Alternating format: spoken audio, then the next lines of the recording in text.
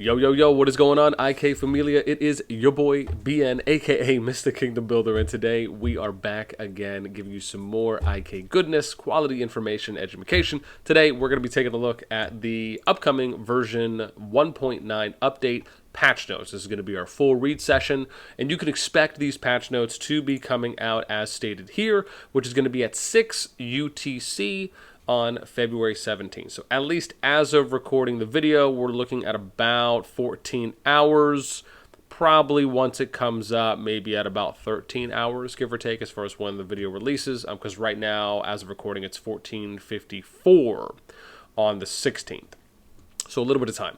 But with that being said, let's go ahead and dive in. Well, I guess even before that, make sure to sub, like, ring the notification bell, and of course, if you guys want to enjoy some more of our good conversation, you can hit up our Discord, which you find in the pinned comment and description down below. All right, so here we go for the patch 1.9 notes. Now, full disclaimer, I have read through the notes already, so I'm going to try and highlight the ones that we do come up with that I think are just really needing of a conversation. And then I'm going to round out with just my final thoughts, right? So we'll do the full read. We'll go line by line. I'll give you I will give you some thoughts on it, but then I'll kind of give my full concluded thoughts at the end. And I'll try and include some title cards on this video as well. Okay, so starting off, right, this is 1.9, right, where they're going to be adding in the new puzzle game, right? We'll just kind of go right into the features. So we got the Ruins puzzle. This was already alluded to before, that we covered in one of the preview videos for a few things that were coming out in 1.9. But essentially, this is just adding on another piece to your Ruins that you already do. But once you capture these puzzles, there will be an opportunity for you to probably do some kind of Rubik's Cube piecing together of puzzle pieces, no pun intended, and you will be able to put those together for some additional rewards. Then we move on to some of the new Immortals. So Atalanta, right, again, we did briefly talk about Atalanta and Sion Deok, if that's even how I pronunciate that. If not, someone can correct me, please, in the comments. But again, from this, right, you got the new Wind Immortal that's going to be coming out. For backline bowmen, and again, entering the sniper stance for 10 seconds, reducing 25% attack speed, gaining 50% increased normal attack damage. So it's interesting here because it's kind of like they did a little bit of what they did with Alex, right? Where after they ended up buffing Alex, they added on kind of a new passive normal attack increase damage for him that he didn't have prior to. But in this case, they're kind of, it's almost like it's a double-edged sword, right? Like you're basically taking a lower attack speed reduction, but you're increasing normal attack, right? So are you really getting like extreme amount of value, so to speak, even though yes, the attack damage is increasing and the attack speed isn't necessarily going to be decreasing that much to where the normal rate, right, would be more than what this is, right? So you are obviously getting more damage, but a little bit of a give and take here.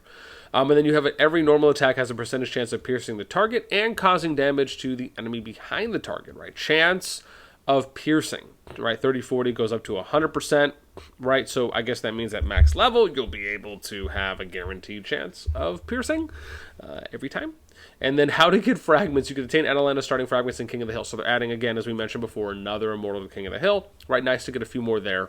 And then we get over to Syndiok, right, which is the fire backline for bowmen. Shoots a fierce arrow that concentrates the power of a phoenix, dealing physical damage at a rate to the current target for the next 6 seconds. An explosion will trigger whenever the enemy receives 3 critical hits. Cause physical damage to all enemy units, right? So this is kind of like a Merlin, Dido, kind of Helen combo, where you need something to proc in order for the other Immortal to like hit their big stuff, or their big skill damage. Or arguably, I guess, the second part of their skill damage that they would get.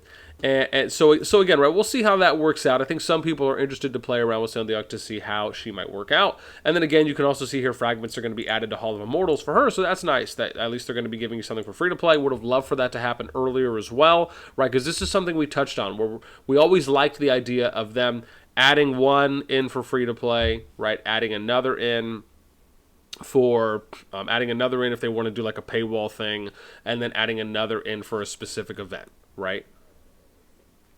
But at the end of the day, every single Immortal should be able to be obtained, most likely from the Triumph of Fate event, which is the card event, right? You should just be able to pick any Immortal that you want and basically play that out, in my opinion. I don't really think it should be something like it kind of goes in order, but you should just have access to any of the paywall Immortals, right? Because again, it's premium currency as green gems that you have to be able to get. Now, it could be at an increased rate, right, to not necessarily be something that, and let me put an asterisk here, right, because again, you do have the King of the Hill Immortals that you're factoring in as well, but you can get those Immortals, like when you look at Dido, you look at Cyrus, right, you can get those Immortals from Triumph of Fate, right, even if the rate is like, equivalent to essentially how much you'd have to potentially grind to get there, right? At least they're still attainable, but they're just basically giving you another way. So I'm actually completely fine with that, right? If it's done appropriately, which at least so far, I do think it is with the Triumph of Fate event. I haven't really seen people being complaining about that. Artifact empowerment, right? So after reaching Season 2, there will be even more ways to enhance artifacts. My face is just hurting right now. Artifact empowerment is divided into a bronze stage, silver stage, and gold stage. Unlock conditions. Server, when your server reaches Season 2, right, which is a new artifact empowerment, essentially after you've completed KVK 1, right, a new artifact empowerment tab will be added to the Forge. Smeltered artifacts starting at the bronze stage by default and can be empowered to silver stage. When your server reaches Conquest Season, artifacts can be empowered at the gold stage. Okay, artifacts can be empowered after reaching max level 15. Okay. Empowerment. Empowerment materials. Version 1.9 comes with 2 types of empowerment materials, which are used to unlock the silver stage and gold stage, respectively. How to obtain. Check the calendar. A special bundle regularly. You will contain empowerment materials. Okay. So, again, right, it's like we're just constantly adding in more paywall and kind of just raising the ceiling, right? It's like we're just moving the goalpost. Like the goalpost was here, then it got here with it was here, 1.8 took it here, and now 1.9 is taking it here, right? And we're just constantly moving the goalpost here. This is not to say that I don't think adding in higher levels is a bad thing, but timing is very important, right? And how easy or how difficult you make it access-wise, right, which can also translate to free-to-play or how much you might have to pay to get it, right, that's where the challenge comes in. And so something like this, along with, and I'll say the same thing here, for the artifact empowerment, along with what they did in 1.8 for increasing the max levels, again, I just disagree with completely. But I respectfully disagree because it's something that's just happening too soon. It's too early, right, to consider that. And the way that we introduce those things is is even more important, right? It's the long-term investment over a short-term, right? The short-term view is, okay, well, we're just going to increase these levels now, and we're just going to provide all this additional content, right, where people have to spend a bunch of money, compared to if you release it in staggered intervals, people will not feel as though they have to invest so much up front, and that can actually help you make more money in the long run because you're able to have a healthier level of sustainability over a longer period of time instead of trying just to condense what the amount of money you might be looking to gain or make in a shorter amount of time. And so, like I said, this is how it comes off to me when I read it. Based on my experience in other kingdom builders, I'm sure some of yours as well, when you look at them just constantly moving this goalpost, right, it is a turnoff, right? I will say that. As much as I love the game, this is a turnoff, and these changes that are being made, right, and we'll talk about a few more, are just going in what I feel is the wrong direction, and it's something that hurts me. I feel very bad about, not only for the community, but really for everyone, which I guess technically is the community, is just another way of saying it, but it is. It just sucks. Again, right, cool idea, poor timing, right? Okay, so here we go. New voice bundles. Awesome. We're going to get some more voice bundles, right? We've carefully created 4 voice bundles, English, Chinese, Japanese, Korean to choose from. Oh, cool. Unlock Switch. Oh, nice. Okay, cool. So they're giving you a little bit more love there on the other side. Contents. Each voice bundle includes voices for the Guider, all Immortals, all NPCs, and CG movies. Oh, cool. Very nice. Okay, we got a bunch of new skills. Okay, Desire of Life. Effect every 6 seconds after battle starts. Deal physical damage at a rate damage rate to 2 random enemies units. If the target is wounded, Damage increases by 50%, and the caster recovers HP equivalent to 50% of damage dealt. Interesting. I wonder if this could be something that might be used with like Khan, right? Because God, if I'm remembering correctly, right? I think Khan does a wound there, right? That's supposed to negate some of the healing. God, yeah, he does. Yeah, so he does cause wound, right? So this could be something with Khan, possibly with some others as well, right? But I mean, you could probably see this in a Lightning March. Let me see. Category passive, 70% chance of dealing physical damage. Oh, sorry, this is total coverage, 43F, L3. Which I think is like the 43rd floor, but then it's like L1, L2, L3, right? If you're looking at it left to right. To all, let me see, 70% chance of dealing physical damage at a rate to all enemy units when casting an active skill. Wow, this actually looks pretty OP. Category, it's passive, it's not active. 70% chance of dealing physical damage at a rate of which they haven't disclosed to all enemy units when casting an active skill. That actually seems like really good. It actually reminds me of, I'm going to have to go into my city here real quick, but it reminds me of, God, is it Death Breath? I have to scroll here so I can see which one it is. But it's the one where if you lose like 20%. No, Fighting Will. So it's kind of like Fighting Will, right? Where like every 20% drop in soldiers, right, you do physical damage to all enemies, right? And you pretty much have a chance to proc this at 80%, 60, 40, and 20, right? So you have 4 chances to proc it ideally, right, before your people die. But this is just way more. I mean, you could get 8, 12 skill procs off possibly, right, depending on how long the fight goes. And every time you'll have an opportunity to do this. 70% chance is actually pretty high as well. Interesting. I mean, again, depending on how people view it, it could become a staple. Smite, 47th floor, L2. This is triggered. Effect every 6 seconds, deal physical damage. Damage rate to 1 random enemy unit. If the target has less than 50% HP, deal the same damage to 2 nearby enemy units and reduce their physical defense by a percentage for 6 seconds. Interesting. I mean, this isn't bad. Yeah, interesting. Okay, interesting. Okay, Spell Disintegrator triggered. Every 3 seconds after battle starts, has a 50% chance of dealing magical damage at a rate to 3 random enemy units. I really wish they would include the rates in here. I don't know why they don't. Right, enemy units and reducing to 3 random enemy units of dealing magical damage and reducing their magical defense percentage for 6 seconds. Okay. Again, would love to know what you guys think about some of the new skills, right? Let me know, of course, in those comments below. Let me see. Optimizations. Okay, so we're kind of getting to the meat and potatoes, so to speak, of everything now. So let's go ahead and take a look here. So we have focus on reducing. Okay, so here we go, right? So it essentially is coming out and saying that we're focused on reducing your decision-making costs, allowing you to adjust your strategy with clear vision. No matter how the rules change, however, working with your alliance members will always be the best choice. Okay. Decision-making costs. Okay, let's see. Tower of Knowledge skill tags.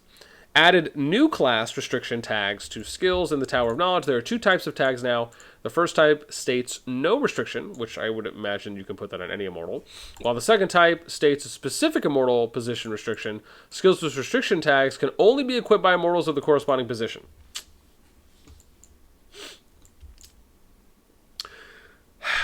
Okay, the way that I view this initially is by restricting certain tags and then coming out with new skills that possibly have restriction tags, you're forcing people to purchase those tags. Or you may be, let me word it appropriately. You may be forcing people, if not forcing people, to purchase or have to spend to purchase those specific tags, right? Especially if they're running multiple marches, because there is a chance that depending on how many restricted tags there are, they might run out of how many current tags they have, right? And if so, then you're going to end up having to use more resources or spend more money to get more tags, more position restricted tags, in order to then fill out all of your marches, right? If that obviously is the case. I'm going to be honest. I don't know why. Now, maybe if they were releasing, I don't know, maybe later down the road you could do something like this, right? Where, players have had a bunch of time. I don't know, just how I feel about these types of feature updates is I almost feel like these are the types of things that needed to be in the game in the beginning, right? And I'll give you a good example. Players like when you're adding more, right, that gives you more options and less restrictions than when you're adding something that places restrictions, right? This is viewed as essentially a nerf, right, or a debuff, right? And so it's important to kind of recognize how the player's psychology views this when you're adding it in, right? This is not to say that I don't think the idea in and of itself is, can be good, but one, it dampens creativity. It lessens the level of customization that you can do, right? Which also will dampen matchup potential, right? For people to be able to really get into what they have already been doing, which is being super creative with talk skills and being able to beat marches at times that players probably felt, or members of the community may have felt that you just couldn't have won, right? So it kind of allows for you to kind of do the David versus Goliath results, or acquire those types of results, right, by allowing any level of customization. So again, I'm actually not in favor of this change. I do think it's an okay idea, but it really would have either had to just already been in place in the game in the beginning, or introduced potentially at a later time in some other kind of way. So I'm actually just not a fan of this. Military bonus comparison. Added the bonus comparison feature to the battle statistics page in the battle report. This will help you analyze each battle and adjust your strategy accordingly. So again, I'm always in favor of more stats for battle reports and statistics. So I actually think this is I think this is a healthy addition. How to access? There's a new button on the right of the button. A new button to the right of. Okay, so I want to make sure I was reading that right. That lets you switch between viewing your stats and enemy stats. Taps this button to enter the bonus comparison. Okay. Display data, you can compare all military bonuses used by both sides, allowing you to see the differences at a glance. Okay, I actually like this. This will allow for you to look at things like, I would imagine, city bonuses, possibly tech bonuses, alliance tech bonuses, and others, and you can kind of see, like, okay, right, are you winning or losing based on your comparison discrepancies, right, or whatever your plus minuses are. So again, I actually like this. Alliance technology, greatly strengthened, lower attack cost and lower garrison cost, which thankfully, because someone pointed this out to me, that it is for PvE cities. For the longest time, I actually thought this was for PvP player cities, not PvE environment cities or AI cities. So I appreciate someone finally telling me that. So again, each level now reduces AP cost by 10%. So at max level, attacking enemy cities or garrisoning allied cities will have no AP cost. Okay. I'm going to be honest. I am not in favor of this change because I think that it has unforeseen after effects, like net negative after effects. Now, up front, when you read this, you're thinking to yourself, okay, well, cool, right? I'm a free-to-play player, or maybe I'm low spend, and in general, I now do not have to use action points on PvE cities to attack them. Or garrisoning them in defense. And you can view that on one side where, okay, I can now use that AP on more events, more PvE events within the kingdom, right? Or I can use them maybe for attacking more gnomes, right? This will help me progress my account a little bit faster, right? Or however much. On the other side of it, or the other side of that fence, right? Remember that it doesn't really matter how much AP, for the most part, that it costs to attack. The most important part is how many losses you're taking from attacking, right? This change was made, what I can only imagine, is because of players saying that the walls and the garrisons are, right, they just cost too much. Costing too much is more of saying that they're losing too much. It's not really the AP, right? The big hurdle is that they just buffed them and strengthened walls and garrisons too much to where the thing is, even if you put the AP cost to 0, you're going to run out of troops before you run out of AP, right? So for me, it's just such a redundant, I don't even know if I'd say redundant. It's almost, I don't know. To me, it almost feels like a meaningless change, right? Like it doesn't move the needle, right? You're changing something, but it doesn't really make it overall better, right? For me, it almost is viewed as a short-term win, right? Even though, yes, you will be able to invest some of your AP in other areas. I don't really think AP cost was necessarily ever was like the most important hurdle that every single player had to deal with. Right? There are a lot of ways to gain AP in the game outside of obviously what people would spend. And for those reasons, right, most players, and I want to point this out, I rarely have ever seen people complain in any of the kingdoms I've ever been in the alliances I've been in, even if I look at the official IK Discord, I've rarely, if not almost never, seen people say like, I'm just running out of AP all the time. I need more AP. I cannot do these things, right? And for the people that I have heard that from, a lot of the time, I would say at least a portion of that time is because of just mismanaging your AP, right? Just spending it in ways where you should be waiting to spend it and then doing it in another way. Because, again, you'll run out of troops, you'll have to heal, you may even run out of resources once you hit higher tier levels to where you might not even have a chance to use all of your AP because you're just out of troops and out of resources to heal or train troops, right? So you're just waiting to gather. Again, there are other ways to address the same thing, and I'll give you an example. If they just lowered the garrison power along with the wall durability by a little bit, and or even just increased the gathering rate and things like the growth missions that you get, like the growth mission experiences that you get, maybe increasing gathering speeds or allowing you just to hit higher lord levels so you can have access to higher gathering tiers a little bit more. They could even add in a 5th march, right? Again, there are other ways that you can accomplish the same end result, but where it doesn't impact the game's foundation, right? As much as reducing AP cost to 0. Like, that's a big change, right? You're also removing the tactical element of decision-making, right? Where they're saying here at the top, right, we're reducing your decision-making costs. No, what you're really doing is reducing the creativity on on when you decide to hit a city, when you don't decide to hit a city, when you focus on PvP, when you don't, right? Again, by having everything cost AP, which is one of the things I've always felt is one of the most amazing features about IK, and they're changing this foundational element, I completely disagree with this, right? Academy technology. Added new academy. Let me see where I'm at. 22? Wow, I'm already at 20 minutes. Wow. Okay, we're getting close. Added new technologies that increase attack and defense to the troop technology tab. These can be unlocked after your academy and previous technologies reach required levels. Okay, I mean, again, right, you're just adding more techs. I don't really think that's necessarily a bad thing. It gives more people to, opportunities to kind of grind things at. Again, you just need more speed ups now and resources that you're going to need to finish that. But again, I don't really see this as necessarily a full-on, bad thing. I actually just see this as okay. Throne of the Supreme. Optimize the matchmaking rules to make groupings in the inter-regional elimination and grand regional final more balanced, thus making the competition fair.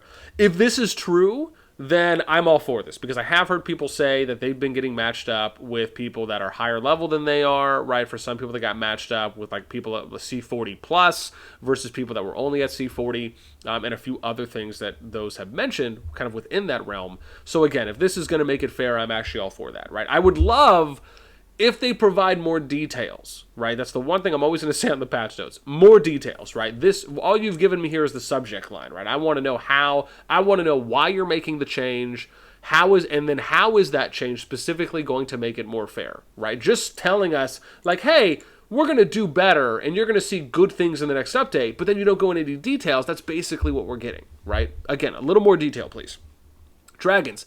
Dragons will receive new and shiny decorations once they reach level 50. I'm actually all for this. Again, not a fan of the level increases, as we mentioned before from our 1.8 feedback. But again, they're adding new and shiny decorations, right? Again, pimp them out. Totally cool with that. Alchemy Lab. Fragments of unsummoned epic immortals in the Alchemy Lab will be locked by default, so you would not accidentally dismantle them. I'm going to say something here, and I'm going to go out on a limb and argue that outside of the increased or the more detailed battle statistics that we're getting from reports, this and that are probably the two best updates, the two best features that we're seeing from this update so far, which may say a lot, and if so, it should. Okay, added new alliance daily events. Added new alliance recruitment tab to the button to reach the alliance recruitment page. Then such filters as server, kingdom, language to quickly find a suitable alliance. Okay. Sure, I'll have to see how that works out. Okay. Infernal Assault. Crusader camps will now unlock new maximum levels as the seasons progress. Okay. I mean, again, if people needed, higher levels for those, or if, again, some were maybe maxing those out, I'm I think if they're doing it appropriately to scale, that's okay. Because again, right, you can, I guess, kind of choose how you're going to do those anyways, for Infernal Assault, or I guess how high you want to go. But yeah, if they're increasing more maximum levels because, some people need more maximum levels, then yeah, I'm okay with that. Throw to the Supreme added the comment reporting feature. Oh gosh, the third best feature update, the third best feature addition. That's coming out in the update. Tap the report button above the bullet comments to pause their scrolling, then select a reason to submit. Okay, cool. This is something that was asked for, right? Again, I don't want to show some off, but there were some very interesting comments that were being done on the TOTS scroll bar. Okay, now we're getting to balance adjustments, the very last big thing here. There's quite a few. Right, we got Wind Rage, Sniper, Fear. This is 3, 4, 5, 6, 7, 8. Okay, so 8 balance adjustments here for TOC skills. I wanna pound my face sometimes, I feel, and I'm saying that because IK, in my opinion, has always done a great job at doing very minor, small tune adjustments, right, where they're not extremely impactful, and that is something I've always very much appreciated, right? It's not doing kind of impulsive changes to TOC skills, but doing it, and this is the thing, explain why you are doing it, right? I will always be an advocate for more detail. Give us an explanation, a reasoning. Why is something being done? What is your view for how you feel it will be more in line after the change that you're going to be making, right? Right. Quality is in the details, right? And we as a community appreciate that. Right, but we want more of it, and in cases where there is none, right, please apply some. So TOC skills, right, this is pretty much the last part because then we kind of get to the end, and it just says that again, win rage, right, trigger rate is going from 12 to 16.5%. Personally, I think that's like a decent increase. Could have possibly been a little bit lower. Trigger rate growth per level. I don't know. I mean, again, you got to look at it like 1.5. What's that, like 33? Right? I mean, 30, but 1.5, got a little bit less, or whatever it may be, right? I mean, it's almost a third or a little more than a third, right? Probably about 37, 30, maybe 40%. So again, I mean, that's a big growth rate. Why not just go from 4 to 4.5, right? Why not just go from 12 to 13, 12 to 14, right? Smaller changes. Again, right, a good base damage rate, 112.5 to 150. This is a lot, right? 37 to 50, a lot. Right, 4.5 to 6. This is 1.5, right? So this is a 1/3 increase, right? This could have been 5 to 5.5, right? A good example, damage per growth rate, 1.5 to 2. This is a little more in line, right? Again, it is still a 25% increase, right? Maybe you go to 1.7 or 1.8, right? But still, I mean, this is a little better. Damage rate increase 30 to 15, right? For the nerf here on Berserker, why not just go to 25, right? Again, doing the thing that happens when you do big changes is that you may then end up needing to do bigger changes or big changes again in following updates, right? And that's kind of the trend you're seeing. This is a 50% change. That's wild, right? But what's the reasoning? Why does that change need to happen, right? That's the important part here. And we need to hear that from the devs that are putting out these patch notes, not from community members, right? On this, and that even goes for myself, right? There needs to be an explanation here, right? Before really, I think, appropriately anyone else kind of comments on those, respectively for why they feel. It doesn't mean, again, anyone can obviously give their opinion on something, but it's important that when you're hearing it from the source, an explanation is provided. 22.5 to 15, right, for Berserker base attack speed increase change, right, getting a nerf. Attack speed increase growth rate per level, getting a nerf, right? These are big changes, right? When you look at the percentage of change, right? Flame protection, base crit raise, right? 1.5, right? Again, 30, you're looking at 33% increase, right? From the base to get to 6, right? 1.5, right? That's again 20%. You're looking here, right? What is that? That's almost 10 off of it, right? 1/3 change. You're looking at almost a third change here for this. Wind protection, 6 to 7.5, 1.5. Right now, this is a 20%, 25% change. Again, big. 2 to 2.5, 20% change. Or sorry, 25% change. Again, big changes, right? And again, small numbers, but still big changes. Base shield absorption rate, 30-36. This is a little bit more in line, right? Because, gosh, let me do some math here, right? What is that? Right, 6, 30. Okay, yeah, so it's like a 20%. right? 20% increase that you're seeing. 2% here, right? Another 20%, right? A little bit lower on some of the rates, but a little more ideal. Right, okay, base stun rate, right? You're going, what is that, 1.5? Okay, so you're looking at like a 14% increase here for stun rate, right? This is a little more, a little more ideal. 3.5 to 4, a little more ideal. Right, you're looking at like 1/7 there. Right, and then we get water protection, base critical damage increase, 15-21%. I mean, again, 5, right, you're still looking at 25% increase. 5, right, this is 2. What was it, 2 going into 6, 1/3? I mean, it's a little bit more than that. So again, right, 36 to 45%, right, 9%. Right, what's that? 36, right, looking at, okay, 25% increase.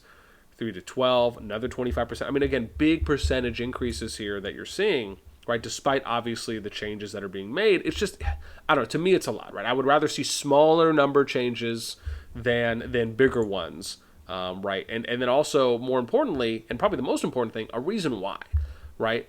And I will say with an asterisk, if these changes are absolutely needed, and there's reasonings to support that, right? There's data to support that, and then you're giving us a thorough explanation on why those things, then okay, I'm all for it. But without an explanation, all I'm seeing here is when I look at the historical patch notes that we've seen in the past, and we look at the amount of changes and the rate percentage of changes, right? This is the most amount of changes we've seen so far in patch notes, and probably the most amount of percentage rate changes as well that we've seen out of all the patch notes thus far, right? So that's what I'm looking at. I'm looking at the historical trend and then what we're seeing now. With that being said, these are, I guess this kind of concludes our patch notes reading. What am I at? About 31, almost 31:30 here on the time. Again, in closing, what I will say is this patch to me, sadly, is still more of a net negative, right? When we look at everything that has changed, that we went over, there were a few good things that I liked in this notes, but for the majority of this patch, to me, it comes up short, right? It feels like just yet another disappointment. It feels like a minor version of 1.8, right, where we're still getting level increases, especially with the artifact changes and just increasing that. Right, just kind of missing the mark here on, really what the important thing is to look at and how to address that instead of what it feels like is just kind of going for an easy, quick change, right? Without really putting our nose and our head to the grindstone and really thinking about how can we make a quality change here that will address this in like the least foundational change, at least like negative impacting way to the community, right? How can we make a positive change? And to me, it's not there. But anyways, with all that being said, I obviously want to hear from you, the community. Let me know what you think, right? Do you agree? Do you disagree with some of my points here on what I talked about on 1.9? What are your overall thoughts on 1.9, right? What are the winners, right? What are the pros, the cons that you're getting from 1.9 and how you feel? Let me know anything and everything there in the comments down below. That is it for me. Until next time, we will catch you later.